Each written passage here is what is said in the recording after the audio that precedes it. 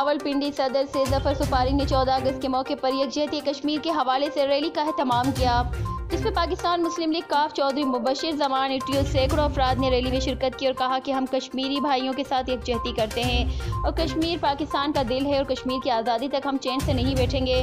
पाकिस्तान जिंदाबाद, कश्मीर बनेगा पाकिस्तान के नारे भी लगाते रहे।